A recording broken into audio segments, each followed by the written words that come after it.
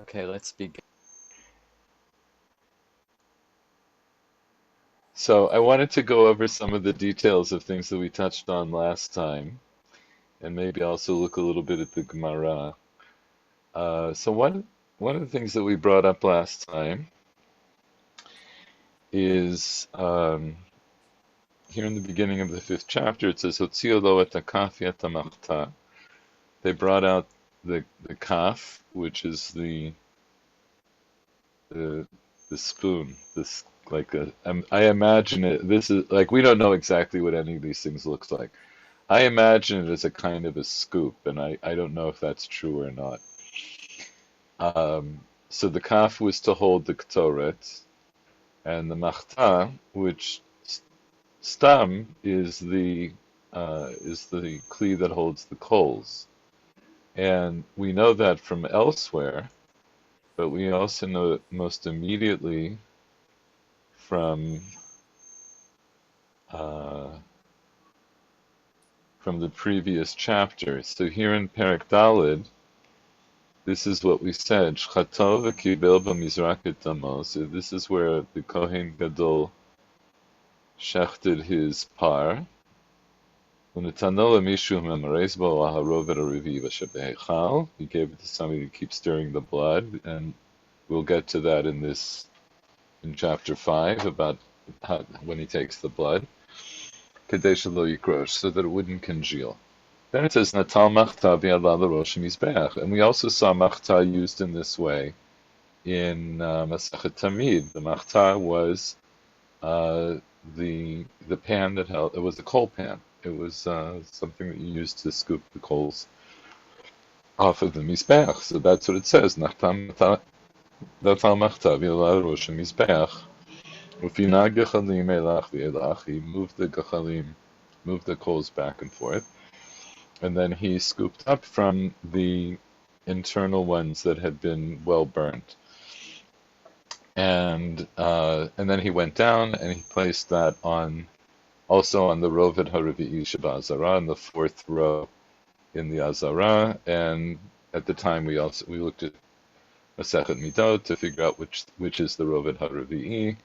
And I think at the time I showed you one shot.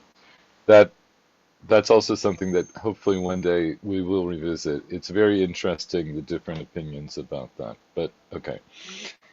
I'm mainly concentrating here on this word machta. So that's why we said Batilo takafiyata machta. So here the question is, what's this machta? What does it mean that they brought him the machta?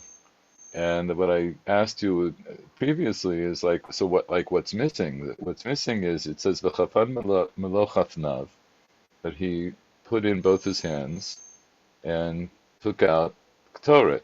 So we assume that he took the Ktoret from the Kaf. But what does it mean, Hotziu lo et hamachta? That they brought out the machta for him. The machta was already brought out. So the Gemara understands this differently. The Gemara and the Yerushalmi both understand this differently. And let me just bring that up. Just a second. Let's just look here at the beginning of the Gemara. This is the Gemara on our Sugya on Daf Mem Zayin Amud Aleph. So this is our Mishnah. Machta Tanale Natal et Machta v'ala l'rosh mizbeach. This should be like with a question mark. It's like Machta, like we learned that. We already learned about the Machta. Natal, because it says in the Mishnah in the previous chapter, he took the Machta v'ala l'rosh mizbeach v'choteh v'yored, etc. So that's the mission we just saw in Perek Daled. So what does it mean, Machta? So the Gemara says, Hata Machta de Gechalim. There it's the Machta for the coals. Vahacha Machta de Ktoret. Here, this is a Machta that holds Ktoret. Titania, Hotziu lo kaf rekan milishkata kelim, u'machta gedusha shel Ktoret, milishkat beit avtinas. So here, this is where the Gemara defines the terms that are being used in our Mishnah. It's interesting to me that the Bartanura didn't go out of his way to explain this. He doesn't explain this, but this is what it says in the Braita, and this Braita is clearly an explanation of our Mishnah. They took out for him an empty kaf from Lishkata Kelim, right, which is like one of the place where they stored Kelim for the Beit HaMikdash, and they brought him a machtad that was full of Ktoret from Lishkat Beit of Tinas. Right? So we had asked the question, where did they bring him the Ktoret that he could stick his hands in and take it out? So that's the answer. So the Gemara learns this differently. In the Yerushalmi, they say it, they have a slightly different version where they say that the machta here is a bazach, and we've seen this word bazach, that a bazach was a kli that held ktoret. We saw that also in Tamid. But basically the same thing. So this is just a little technical point that I wanted to clear up, and this is from the Gemara, and that's what it means. Let's go back to the Mishnah.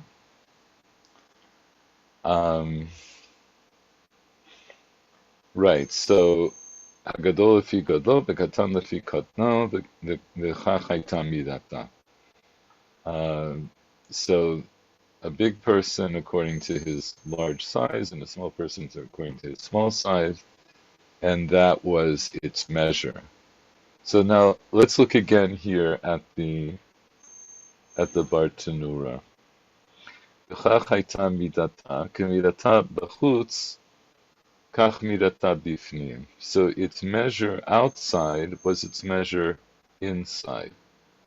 Ma b'chutz haya chofen b'chofnav mamash, v'lo b'chli. Kach bifnim, k'shemare haktoret min hakaf b'toch chofnav, lo haya ma'are b'chli asui k'midat chofnav, el l'toch chofnav mamash. So what does all this mean? So the measure that was on the outside, in other words, in the Azara, at this moment, the measure that he's measuring with his handfuls, that's precisely the same measure that will be used inside when he actually has to burn the Ketore. And what does it mean? Just as outside, he grabs with two actual fistfuls, and not with a kli. In other words, you could have said, they could have prearranged to have a kli that was to that measure. Even if it was according to that particular Kohen Gadol, they could have made a special kli that held exactly two fistfuls of his of Ktoret that he could hold in his hands. They could have prepared that before. But that's not what they did. That he did, he would now reach into this machta that has Ktoret and put it in his hands and put it into the kaf. And that's also inside, when he went inside to burn the Ktoret, when he would pour the Ktoret from the kaf, Kishimare haktoret min hakaf l'toch chafnav, when he would pour from the kaf into his hands. Lo hayamare bichli asui kamidat chofnav. He wasn't pouring from a special kli that held exactly that midah. El l'toch chofnav mamash. It would go into his actual hands, and that's how he would put it on to the mizbeach. I think we might also look a little bit at the Gemara in a moment on that, but let's just continue for the moment. So then it says, Natal tamachta bimino, v'etakaf bismolo. So he would take the machta in his right hand that had the coals, and he took the kaf in his left hand that had the ktoret. Bartanura says, Lefi shehi kveda b'chama, because it's heavy, the coal pan is heavy, certainly is going to be heavier than the kaf that has the ketoret, and it's also hot. The kaf ketoret kala himena. So the kaf that holds the ketoret is lighter than it. L'chach machta bimina l'chach bismolo. And the Bartanu doesn't expand on that, and I think I mentioned last time that the Gemara also has to comment on this because the you would have thought the other way around. You would have thought that the Ketoret should be held in his right hand, because that's the actual avodah, is to burn the Ketoret. And avodah is done with the right hand. And the left hand should be there just to help do the avodah. It's a necessary part of the avodah, but the actual avodah is going to be with Ketoret. So the Gemara has to make this, comes to this conclusion, though, that here there was an exception made because of the weight of the machta that they put in his right hand. And I think last time we talked about this, what if he was left-handed? I wasn't able yet to follow up on that question. But I have a very strong feeling that if he's a lefty, that his left hand would be yamino. That would be his yamin, as we see in other areas of halacha.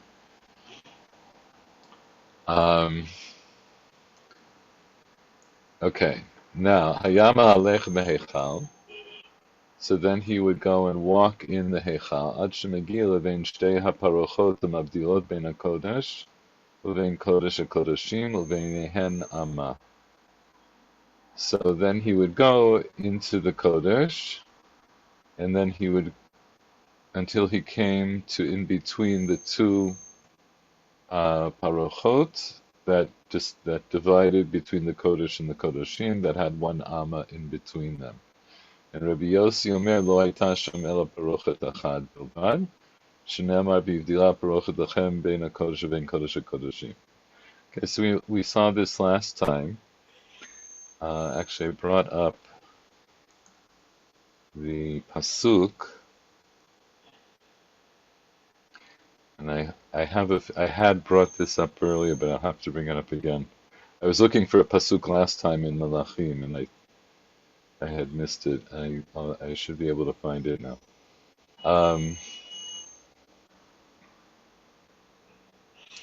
Right. So back here in Shmot, I'm sure you all remember Parshat Truma. The very first thing that the Torah mandates in terms of the Mishkan is to make the Aron. Even though later on the order changes, the order that things were made seems to change, but the first thing that they're commanded about is the Aron.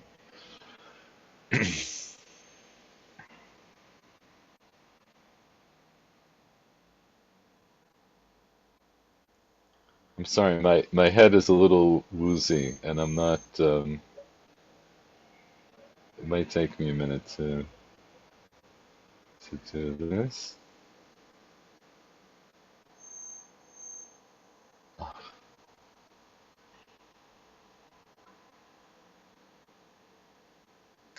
This isn't what I wanted. Hold on a second.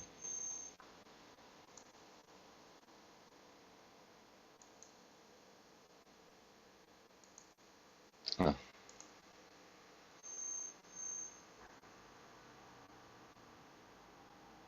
Okay. Then later on we get to the building of the Mishkan itself, the Krashim and so forth. And finally, we get here in Perek Kavav, V'asita, this is when V'asita farochet chaylev v'agaman v'tolad shani v'sheish mashsar masei choshev yaseh ota kruvi. Okay, so that's the basic commandment to do the parochet. ונתת אותו על ארבעה עמודי שיטים מצופים זהב, ובהם זהב וארבעה נכסת. ונתת את הפרוכת תחת הכרסים, והבאת שם מבית לפרוכת. את ארון העדות. Alright, so you hang the parochet underneath the clasps or the hooks or whatever that are on the Uriot that connect the Uriot that are on the ceiling, and they connect right over this point, which is the end of the Kodesh and right before the Kodesh HaKodeshim. You hang the parochet. And so, as we mentioned last time, the parochet doesn't have a specified thickness. We know its dimensions from here because it has to fill up this space in the Mishkan to divide between the Kodesh and the Kodeshim. But as far as the Torah is concerned, its thickness is not relevant. Its only relevance is to make this division. V'ivdila parochet lachem bein hakodesh u'bein kodesh hakodeshim.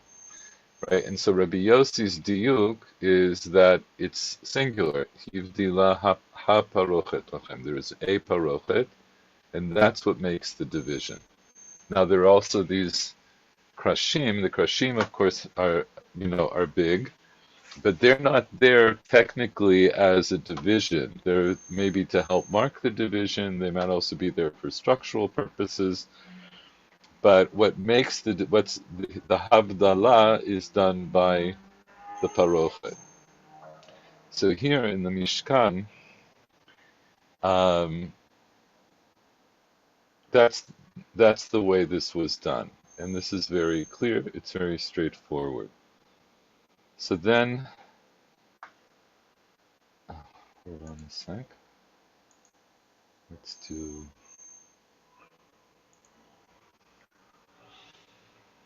do this.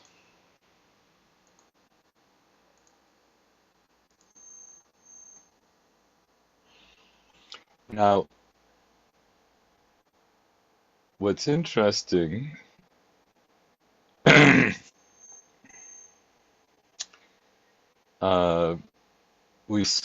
so I didn't show this to you inside last time, which I didn't find it in time, but we saw in the when we looked at the Mishnah Masechet Bidot, which we'll look at again. So the Mefarshim there point out that in the Beit HaMikdash HaRishon, the Bayit Shel Shlomo, there was a division that was 1 amma wide.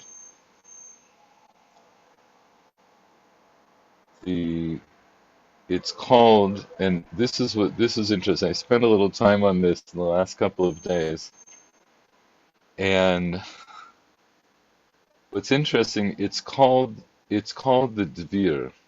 Now, this term Dvir, which you also, I'm sure you know from the Sidur, mostly in this context, it mostly refers to the whole Kodesh HaKodeshim. The Dvir is the Kodesh HaKodeshim. But there's a pasuk where it seems to refer to the division in the Kodesh HaKodeshim. Hold on. I thought, and I apologize because I thought I had this already brought up, and I see that I don't. Give me a moment.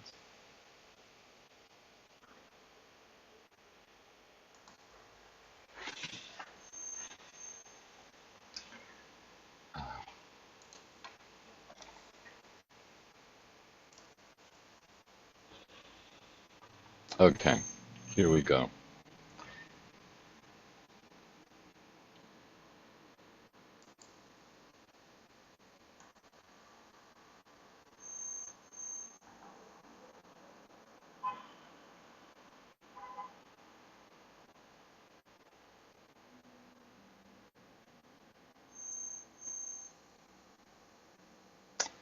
Okay, so wait, I want to make sure I'm sharing the correct screen. Yeah. Okay, so here, this is Malachim Aleph Perek Vav, and this is a discussion of Shlomo's Beit HaMikdash. Vayhi b'shmonim shana, so it was in the 480th year from the going out of the children of Israel from the land of Egypt, in the 4th year. B'chodesh Ziv, which is Iyar. It's the second month. Limloch Shlomo al Yisrael Vayiven Habayit Hashem. So now it starts to describe the Beit HaMikdash. V'bayit asher bana HaMelech Shlomo LaHashem shishim ama orko v'yesrim rachbo u'shloshim ama kol mata.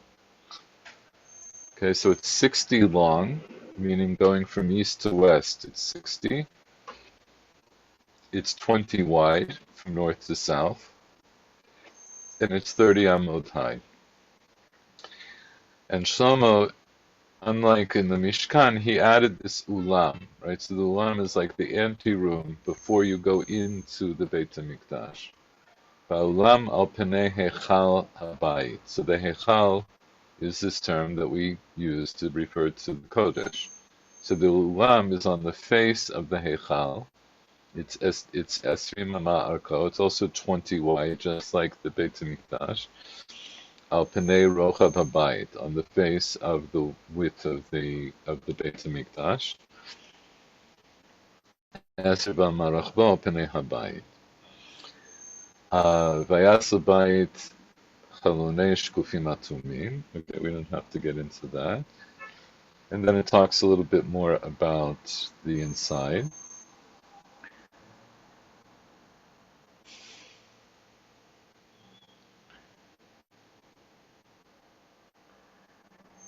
Vayiven Shlomo tabayit vayichaleu. So Shlomo built, this is Pasuk Daled.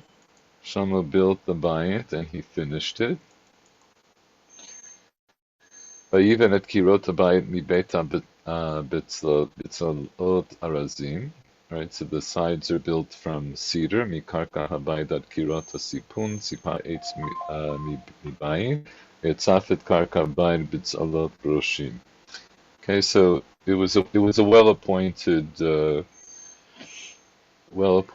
and covered with gold and so forth. Even at Esrim Ama Miakte Habayit B'Tzalot Arazim Min HaKarka Ad HaKirot V'Even Lo Mibayit L'Dvir L'Kodesh HaKodeshim. So let's look at this pasuk for a moment. So he built it 20 amot from the sides of the bayit, B'Tzalot Arazim, the sides that were made from cedar, min hakarka ad hakirot, from the floor to the ceiling. Vayiven lo mibayit lidvir l'kodesh hakodoshim, and he built from inside of the dvir to the kodesh hakodoshim. So here we see that the word dvir must refer to the wall. It must refer to a wall. He built the Kodesh HaKodeshim inside of the Dvir, past the Dvir. Just a couple of psukim later, V'arba'im ba'ama haya habayit hu ha'echal lifnai. Right, so the heichal was 40 amot in length. The erez el habayit pinima. Miklaat pekaim ufturei tzitzim akol erez ein even mirat. Right, so it's all covered with cedar. Udvir betoch habayit mipnima hechin.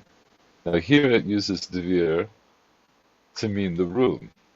So there was a dvir inside of the building, mipnima hechin, right, from inside. In other words, this is the inner room. The titein sham et aron brit Hashem. So here, in the space of just a few psukim, the word dvir seems to change meanings. Rashi here on the first pasuk we looked at, where it said mibayit, right, that he even though mibayit l'dvir, he built inside of the dvir. Rashi says lifnim minichitzat amatraksin, which is this term we saw in the Mishnah in Midot. It was inside of the division that's called traksin, hamafseket bein arba'in lesrim, that would divide between the 40 amot of the heichal and the 20 amot of the of the inside. B'ota mechitza kruya dvir. That wall was called the dvir, right? And that's the plain pshat of this pasuk. Mibai, because otherwise it shouldn't say mibai lidvir, right? Inside of the dvir. Mibai lidvir implies the part that is past the dvir. That's the plain pshat of this pasuk. This is an interesting thing. I don't have to really go into it more, although, like I said, I'd like to revisit this a little bit more. What's important for that, I sometimes just like to go in and try to understand these words, right? Because the word seems to change meaning, or it's used in different ways. Because here it's used to mean the mechitza, and then just a little bit later, and elsewhere, you can find at least a half a dozen other psukim in Tanakh, including in Tehillim, where Dvir clearly means the Kodesh HaKodeshim. I think I saw here, this was interesting. I didn't look in all of my dictionaries, but here, the online dictionary that they have in Al HaTorah, uh, they say, so Dvir is they say it's the hindmost chamber, the innermost room of the Temple of Solomon, the holies of holies. They say compared to the Arabic word meaning back, or the part behind, right? So if that's the case, then stam, it should refer to the room. But here in this pasuk, it refers to the mechitza. Okay, so I mean, I think so if we think about equivalent in English usage, if yeah, we use the please. phrase, I mean, if you use the phrase "the other side," Mm-hmm. it can literally Mm-hmm. mean just the other side, like the other membrane, the line on the other side, or it can mean the space beyond. Thank you. Because I was thinking, I know that we have at least one equivalent. And I think that is a good example, because the word side, usually we would say it means a side, like like a wall. In that case, like a wall or membrane or whatever it is, a separation. But when you say the other side, I'll meet you on the other side, you don't mean I'll meet you right next to the wall. You means the area past the side. That's very good. Thank you.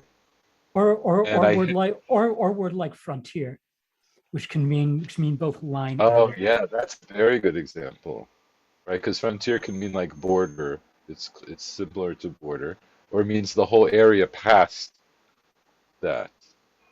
So I think that's true here. I think what you're saying is those are very good examples, and I think this is what it is here. What's interesting to me is which, in terms of the word origin, which came first, right? In other words, is Dvir, is its basic meaning the wall, but then it comes to mean the part past the wall, or is it the other way around? And I'm not sure. Based on the examples you gave, if it would be the equivalent, then we might say that it actually at base it means the wall, but then it comes to mean the part past the wall. Lo yodea. For our purposes, though, so this is important because, and we'll do this again. I saw it last time, but now we'll do it again. I hope this is a little bit clearer now. So we saw this Mishnah in Midot. So this is in the fourth chapter of Midot, Mishnah Zayin. Mehamizrach lema'arav me'a amma, kotel ha'ulam. Me'a amma, sorry. From east to west, the Beit HaMikdash per se, the building of the Beit HaMikdash, measured 100 amma. Now here they're going to break down the measurements. Kotel ha'ulam, chamesh, the wall of the ulam, which is the front, that itself was 5 amot. The ulam inside was 11 amot. Then you have the wall of the heichal, that's 6 amot, right? So we have 5, 11, and 6, that's 22. And V'tocho arba'im amah, just like Shlomo's Beit HaMikdash. The inside of the Heichal is 40 amah. Then amah traksin. So now we had 22 plus 40, 62. Now we have this amah traksin, 63. Ve'esrim amah beit kodesh kodeshim. We have 20 amot for the kodesh kodeshim. It's 83. Kotel HaHeichal, in other words, the western wall of the Heichal, the far wall of the Heichal, is Shesh. Heichal here meaning it's the back of the Kodesh HaKodeshim. Um, wait, I lost track. How much were we up to until here? No What idea. was it? Okay, here. We're all very tired. I'll do it again very quickly. We had the Kotel was 5. Plus 11 is 16, plus the Kotel Deichal, 6 makes 22, plus 40, 62. The Amat Chaksin is 63. Then the Kodesh HaKodeshim makes it 83. Kotel Eichal is 6, 89. The Hatah Shesh, there's a chamber behind there that's another 6, which is 95. And then the wall behind that of the chamber, the far wall of the chamber, is 5. So that makes it all together 100. I mean, okay, and then it talks about how wide it was from north to south. We're going to leave that for now because we're not interested in this. So what's interesting is there's a difference now of 1 amah between the Beit HaMikdash of Shlomo and the Bayit Sheni. Right? Because we see in Sefer Malachim, the Heichal and the Kodesh HaKodeshim together were 60. But when they built Bayit Sheni, they made it 61. And what's the one? It's the Amat Traksin. That's the Amat Traksin. That's this question. That's the question that they said. What was their question? We mentioned last time. Why did they add this extra Amma in? There was a question as whether it comes from the Kodesh Kodeshim or from the Ezra. No, from the Kodesh HaKodeshim, or from the Heichal, right? From the Kodesh, right? So they didn't know. That was something that was lost. Now, so what's interesting about that, based a little bit on some things we saw last time, so again, we understand that each time a Beit Mikdash is built, there's variation. So when the Torah says to build the Mishkan, it gives these very precise measurements. But when Shlomo HaMelech builds his Beit HaMikdash, he changes that. He doesn't, because in theory, right? What happened, at some point, they brought the Mishkan to Yerushalayim, but then Shlomo ultimately builds a Beit Mikdash, and Beit Mikdash replaces it. And that was also, we understand, this is a mitzvah to build there is a mitzvah to build a Beit Mikdash, but when the Torah gives that command to build the Beit Mikdash, it doesn't give all of the measurements. So we see certain things get preserved. The basic proportions of the Beit HaMikdash are going to be preserved. 2/3 of the length is going to be the Kodesh. 1/3 of the length is going to be the Kodesh HaKodeshim.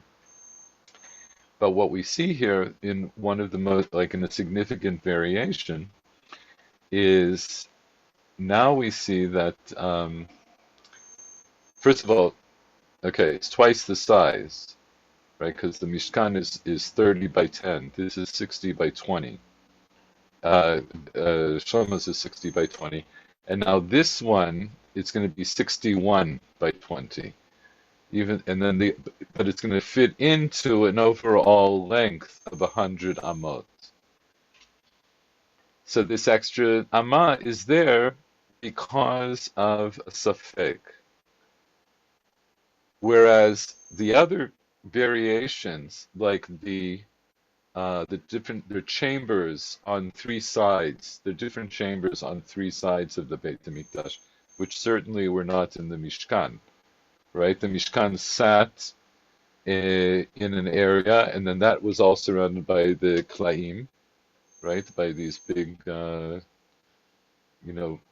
cloth walls, curtains, and there were no extra things, right? So that was like a portable, to make it as it were portable, even though it's not like they moved it all the time, right? It sat in place usually for years at a time, but still, when they come to build the Beit Mikdash, it's much bigger, it's much grander, and it has all these other accoutrements, right? It has other things added onto it. But so what's interesting to me about this Amat Raksin is that it's not added on for a practical purpose per se. It's not added on to make the building more grand. It's added on because of this suffix. Now, what's interesting then is that this suffix then was significant. In other words, it was important that what they understood was that delineation between the Kodesh and the Kodeshim is in itself significant, and to keep the proportions of the chamber of the Kodesh and the chamber of the Kodesh HaKodeshim the same, and and without being able to determine what Shlomo HaMelech was, where this dvir, where this division was, they add a whole extra amma, and that's the Amat Raksin. Here, let's see. 1 second. Oh, let's get rid of this.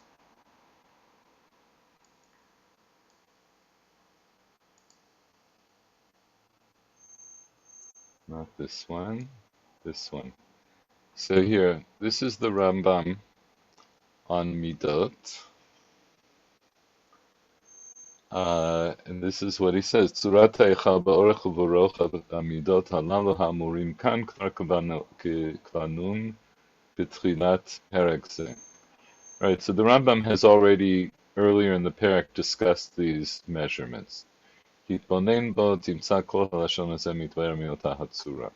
Right, so consider what I wrote there, and then you'll see how it all fits into what's written in the Mishnah here. Muvuar b'katuv b'bayit rishon. So in Navi, when it talks about Bayit Rishon, Shaya Orach Heichal Shishim v'Rachbo Esrim, the length of the Heichal was 60 and it was 20 wide. Like Kodesh HaKodeshim Bo, the Kodesh HaKodeshim that was in it was a third, Kumo HaMishkan, Uhu Esrim Amma. So in Bayit Rishon, the Kodesh HaKodeshim was 20 Amma, right? So that's all spelled out in Sefer Melachim. The Hayechal Arba'im, the Heichal was 40. The Kotel HaMabdil Bein Heichal Kodesh HaKodeshim, and there was also a wall that divided between the Heichal and the Kodesh HaKodeshim, V'hu Anikra Traksin. It was called Traksin. Hayabo Petach Bi'alav Parochet Achat. So he's talking here about Bayit Rishon. There was this wall that had an opening, right? It had a door, and it had on it one parochet. V'haya lahem safek b'bayit sheni ba'ov hikot hatraksin. So there was this doubt in Bayit Sheni about the thickness of this wall traksin. If it was included in the measurement of 40 of the Heichal, and therefore im kain, if that would be true, merchak haparochet mekotel ma'arabi esrim ve'achat. Right. So measuring from the west, measuring from the back wall of the Kodesh HaKodeshim, measuring eastward, you would have the internal measure would be 20. Then you would come to this wall that's 1 amma, and then the parochet. So then the parochet would be hanging facing the inside of the Hechal, of the Kodesh. And it would be 21 amot from the back wall, the western wall of the Kodesh HaKodeshim. Mechak HaParochet Mikotel Maravi 21 amot. Oh, so that was one possibility. Oh, Shahaya Mikodesh HaKodeshim V'yeh Ovi HaParochet B'shlish B'diuk. Or else we measure 20, is what he means, from the back of the Kodesh HaKodeshim, and then the thickness of the parochet would be exactly at a third. In other words, it might be that it was at 20 amot, not 21 amot, and then it would be on the inside of the wall. Lefichach asu ovi hakoto michutz midat hechal. So that therefore they made the thickness of the wall outside of the measure of the Heichal and the Kodesh HaKodeshim. In other words, they added on an extra amma.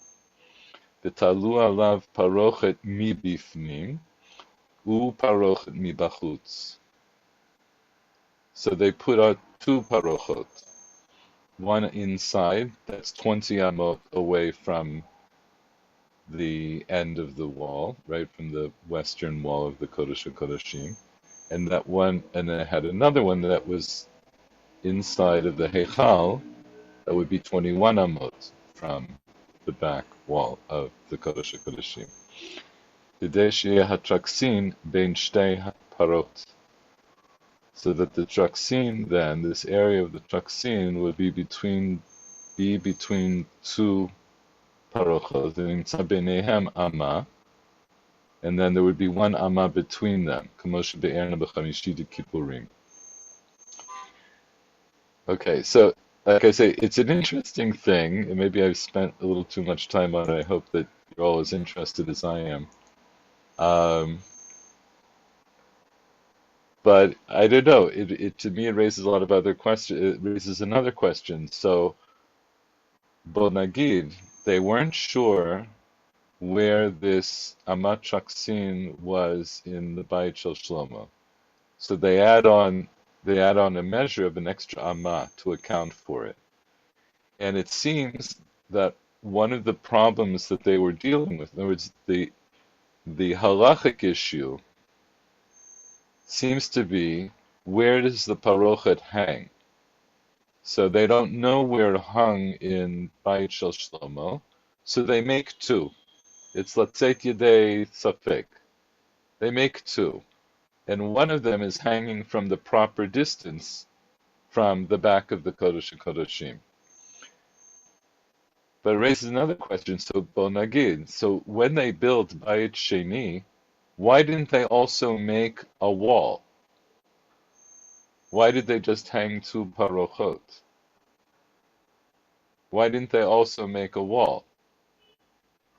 Or, to bring it from the other side, why did Shlomo build a wall? Why was there a wall to begin with? There wasn't such a wall in the Mishkan. And structurally, it doesn't seem to be necessary, because here in Beit Sheni, they build it, they don't build the wall, they don't need that for a structural purpose, and instead they hang 2 parochot. And in Beit Rishon, they built a wall, and we just don't know which side they put the parochet on.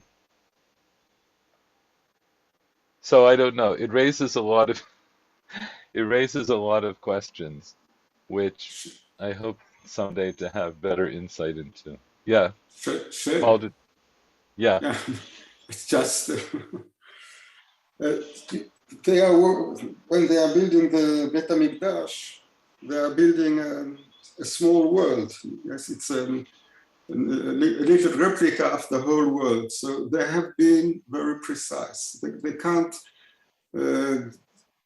introduce mistakes because the world wouldn't work. But they have got their uncertainty principle there.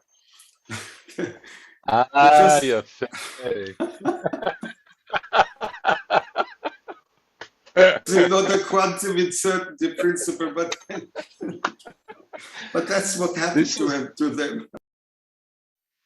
do you know, it's funny you say that because as I've been thinking about this is sometimes like for the last, couple of weeks when I go to bed, this is one of the things I keep thinking about as I'm falling asleep.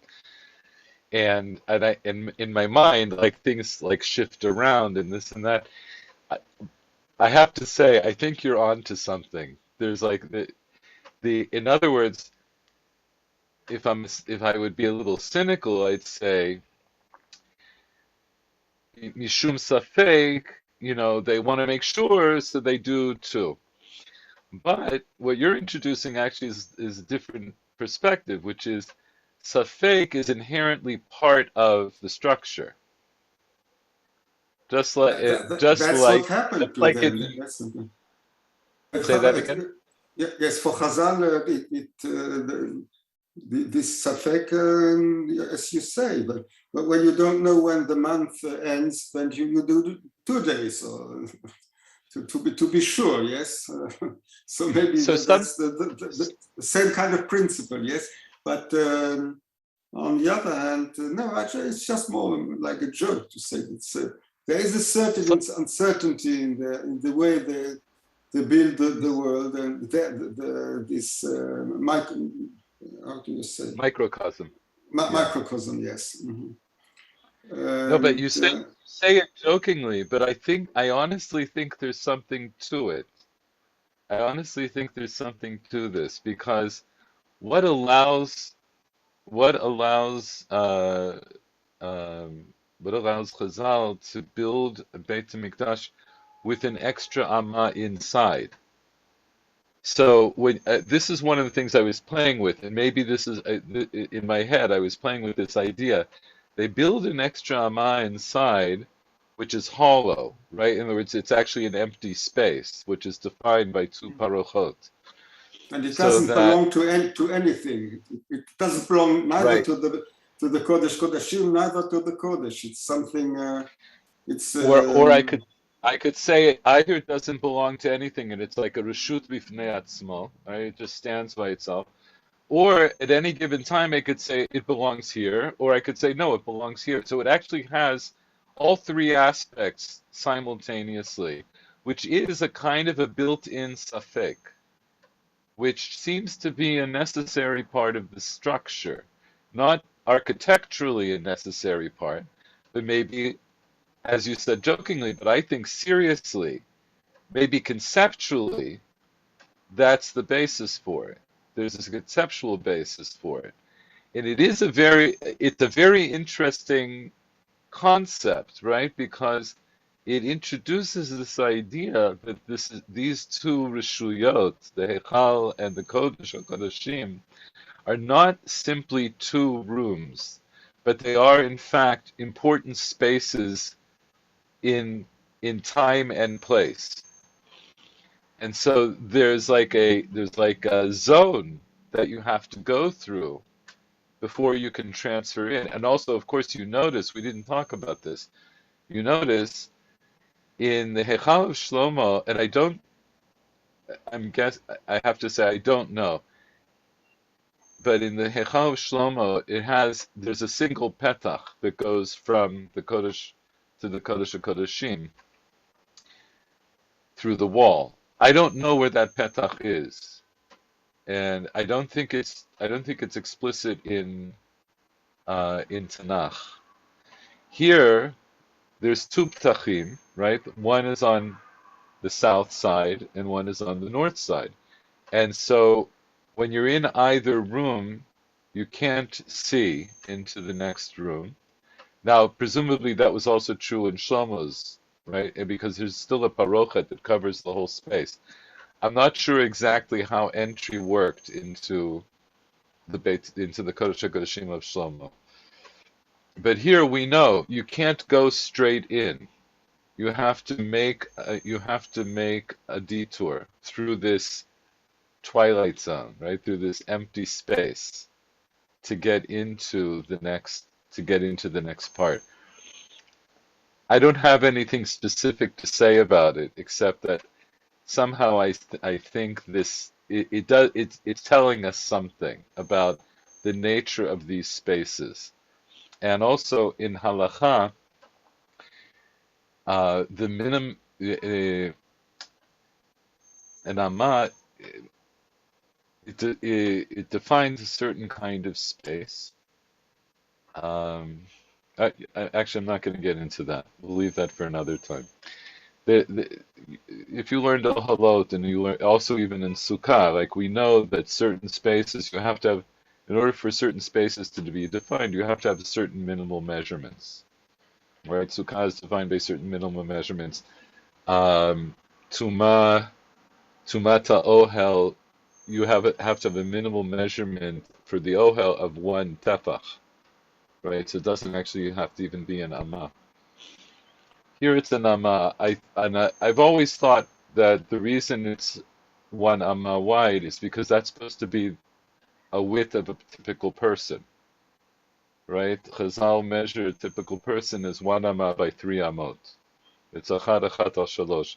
That's the basis for the size of a mikveh. That's a sugya in Masechet Psachim, and that's how we figure out the size of the mikveh. And of course, you all know, like even a small mikveh in our days is much bigger than 40 sa'ah. But that's the minimum size because the whole idea of the mikveh is that it has to be big enough for an average person to be able to completely immerse.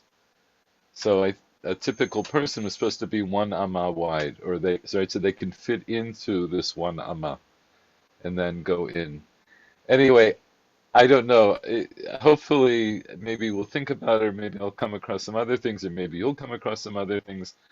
I just find this whole idea very interesting that this Amma gets added to this Beit HaMikdash, and it's to take care of this Safek. And what is the meaning of Safek? Why was it so important to make this, to have this measure? So it's food for thought. Food for thought. There is also all these limiting places. They have got something special. You remember when he traversed the Yabok to leave Eretz Israel or to come back? Then there is something very special about this place when he crosses Ma'bar Yabok. Ma'bar Yabok, and yes. When you're going into, by the way, and the other thing you said, of course, is true, right? We understand there is somehow a one-to-one correspondence between the universe and the Beit HaMikdash, which I said even Sir Isaac Newton thought, right? He thought that the secrets of the universe were built into the midot of the Beit HaMikdash. That's what they say. That's the interpretation of the Mishkan, that it's an Olam Za'ir, something like this. It's Olam Za'ir, and we get that from the context of the Torah itself. In other words, it's a midrashic notion, but we learn out all of the melachot of Shabbat from the Mishkan, and we know that Hashem built the world with malacha. Right, because Vayishbot v'yamashvi ben kol malachto asher asa. So we understand that you need malacha to build the Beit HaMikdash, and that's not simply acts. Malacha is something very explicit. And Chazal had the tradition that there are 39 malachot to build the Mishkan. So those are in correspondence to 39 malachot to build the universe. So Hakol says Olam Katan. Those are the malachot which you don't do on Shabbat. So when you don't, right. When you stop building the universe, right? We stopped doing the malachot that Hashem did when He built the universe. So He builds the universe, and then He commands us to build a Mishkan, and that's our it's our what's the word I'm looking for? It's our shituf, right? This is our participation, ishtatfut, in the building of the universe. We build our own, like you said, we build our own microcosm, literally a small universe. So that's why it seems to me that this is why there is such attention that's paid in Tanakh, in Melachim, in Divrei HaYamim for Bayit Rishon, in Yechezkel for Bayit Shlishi, and in Chazal, who devote a whole Masechet to Midot. Ze lo davar katan. So we don't know necessarily all of the meanings of all these things, but we do know that everything was very deliberate. It wasn't just a flight of fancy by some architect. And what I showed you, I think, at the end of last week is, and you can look further for yourself, the Tosos Yanta's introduction to Masechet Midot is where he starts to talk about this. He introduces us to this idea that there's a certain inevitability that there will be variation with each Beit Mikdash, but they do have certain things in common. And what he says is that Bayit Sheni borrowed from Bayit Rishon and from Bayit Shlishi. It anticipates Bayit Shlishi in certain ways that are not found in Bayit Rishon. And we assume that Bayit Shlishi is the end. That's the last Beit Mikdash. There is no Beit Mikdash after that. Anyway, okay, so thank you for indulging me.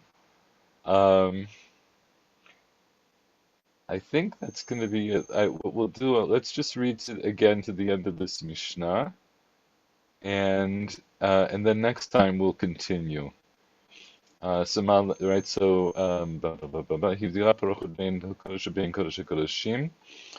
that was Rabbi Yossi. Now, what's interesting, we don't go into Rabbi Yossi. Rabbi Yossi says there was only one parochet, even in Bayit Sheni, because he holds that the tzivui that was pertinent in the Mishkan would have to hold in every Beit Mikdash. So we have questions about Rabbi Yossi also, because did Rabbi Yossi also think that the internal measurement of Bayit Sheni was 60, or did he think it was 61, the way it's laid out in the Stam Mishnah in Midot? And if it was 61, where did you hang the parochet?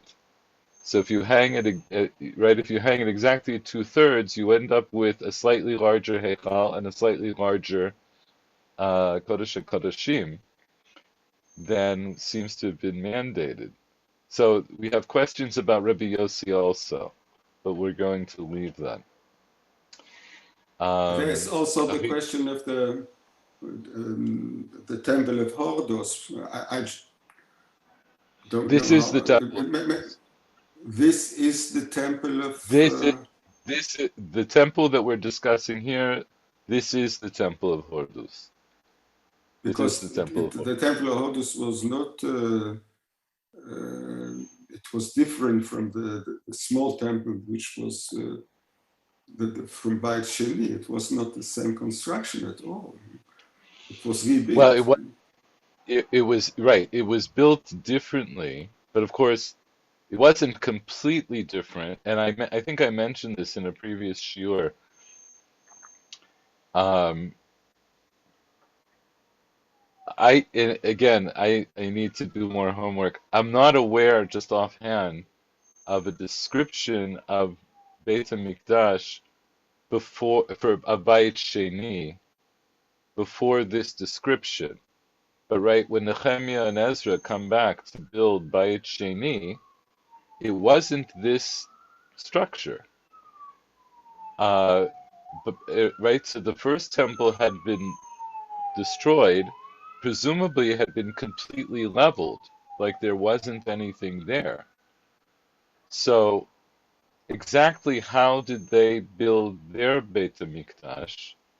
And when Horus comes to, to do his construction of this bayit, so this is what we end up with. We end up with this structure. Presumably, this is done not based on Hortus's sole vision. He has to do this in conjunction with the Jewish authorities. So, given the chance, the authorities now take advantage of the fact. I'm giving my narrative spin on it. It seems to me they take advantage of the fact that now they're going to be able to construct a very grand building, and so they construct it and they incorporate the things that they think are important, necessary and important. And like I say, they start to incorporate things that are really only found in Mikra, in Beit Shlishi, in Yechezkel. They take it. This is what I think. They're taking advantage of this to build a Beit HaMikdash with a look toward the future. כך אני רואה את הדברים. Okay, so now, החיצונה הייתה פרופה מן הדרום, so this goes back to the Tanakama. The outer parochet was clasped back from the southern side, bapnimit min hatzifon. The parochet that was on the inside of the Kodesh Kodeshim was clasped back from the north. Mahalech beinehen ad shemagia letzafon, higia letzafon, hofech panav b'darom. So he goes in. He comes in from the south, goes up to the north. Mahalech lismolo, he walks along his left side. Im haparochet ad shumagia la'aron, until he gets to the Aron. Now, this is, of course, Lav Dafka. Just a second. Let's see these Bartanurs. I don't think we did all of these last time. Hayam alech ve'echnasim alech betocha l'ma'arav. Right, so he goes into the Echal toward the west. And then he goes in between the two parochot. And this is where he talks about the Amatraksin. Lefish nistapku b'bayit sheni, ha'mechitza mavdelet ben kodesh hakodeshim she'ayta b'bayit rishon, v'haya ovya ama, היא אותה אמה כלפנים או כלחוץ, לפיכך עשו שתי פרוחות, אחת חיצונם ואחת פנימית, וביניהן אוויר אמה, in between the two is the space of an אמה, לקלוט ביניהן אוויר מקום המחיצה, right? To capture in between them the space that is for this separation that had existed in the prior temple. Hachitzona fruta min hadarom, Rabbanan ka'amrila. Right, so this is obvious the Rabbanan, who the pligi elei the Rabbi Yossi, that are arguing with Rabbi Yossi. V'yami b'hivdila haparochet lachem b'mishkan bilvad. Right, because Rabbi Yossi says only the parochet is there to. You only have the parochet, one parochet there to make a separation. Prufa. What is prufa? Roshak fula letzad hachitzon. The head of it, in other words, the edge, either the south edge on the inside one or the north edge on the, I shouldn't say inside because inside is relative. Of the Heichal, it's on the south side, and the north side is on the Kodesh HaKodeshim side. They're folded back, letzad hachitzon, outward, v'nechezet b'keres shel zahav, and they're held on by a golden clasp. Right? They're always open. They're always open, but of course, when you walk into the Eichal, you can't see into the Kodesh HaKodeshim. So presumably that's one of the reasons that they don't line up, is because you're not supposed to be able to see into the Kodesh HaKodeshim. The Kohen Gadol walks between them. Nichnas b'prifat hadarom. He goes in the opening on the south until he gets to the opening on the north.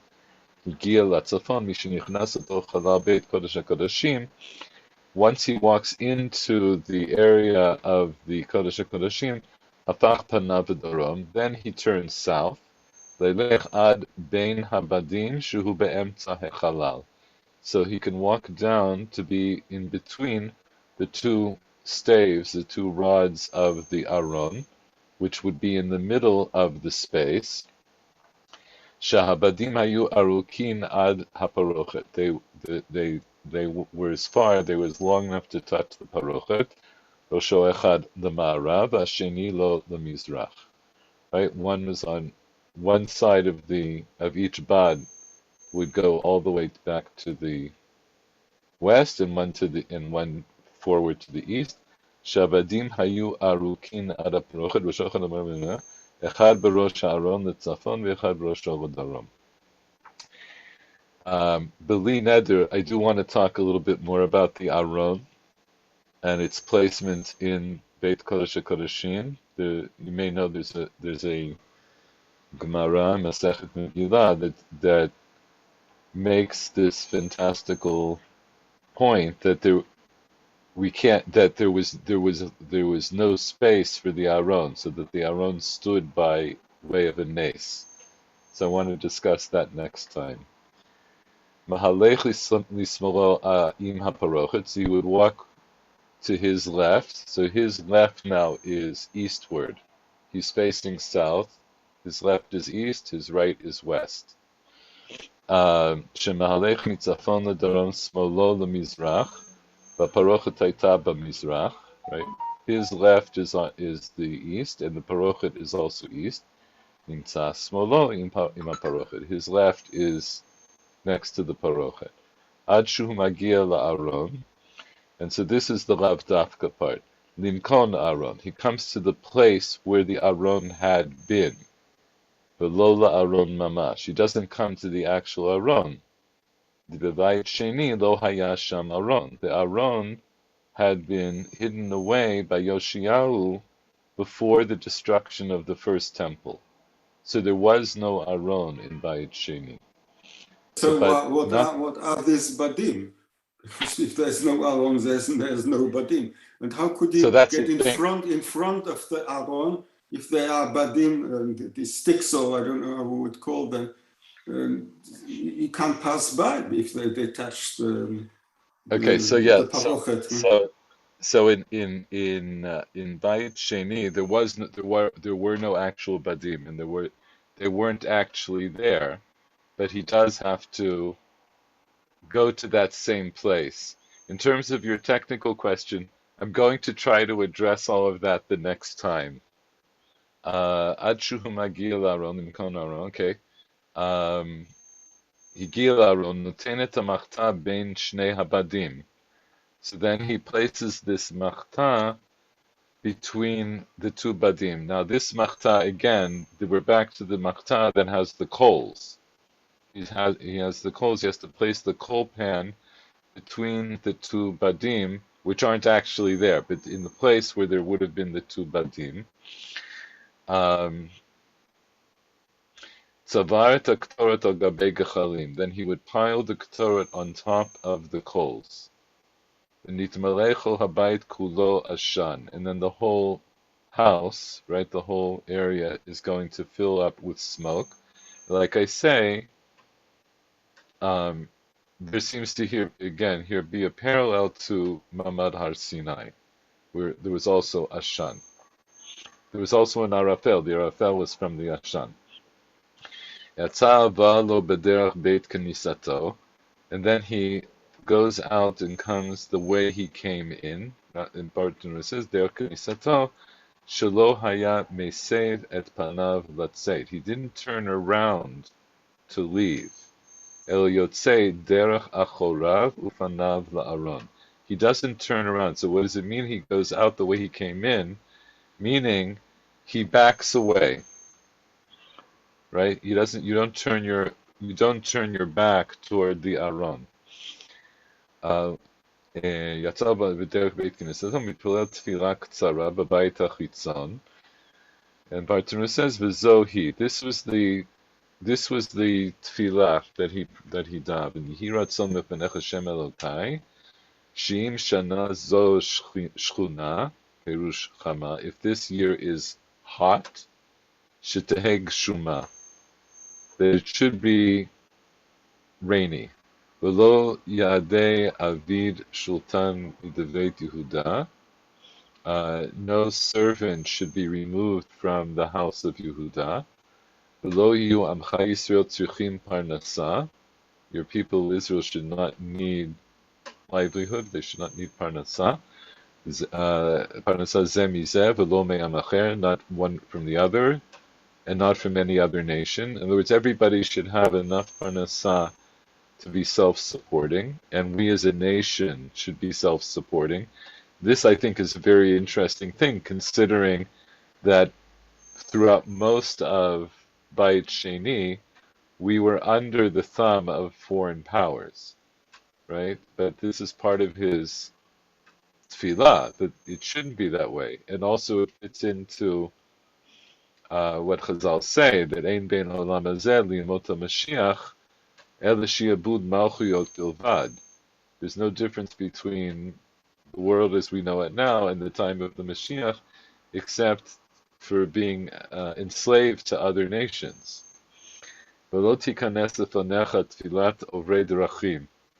is a very interesting part of the tefillah, that the prayer of travelers should not come in front of you. Perush, people who are traveling are going to pray for no rain. So we pray that their prayers will not come before you, that they won't, you won't pay attention to them. The Beit HaChitzon, B'Heichal, so the Beit Chitzon, of course, is the Heichal, it's the Kodesh, and he didn't make a long prayer, Shalol Hav'it et Yisrael, Shiomru Metu, that they won't say that he died. In other words, we don't want people to even be afraid that he died. So he's in there for only a certain amount of time. And so this was the prayer that they said. It was sort of short and to the point.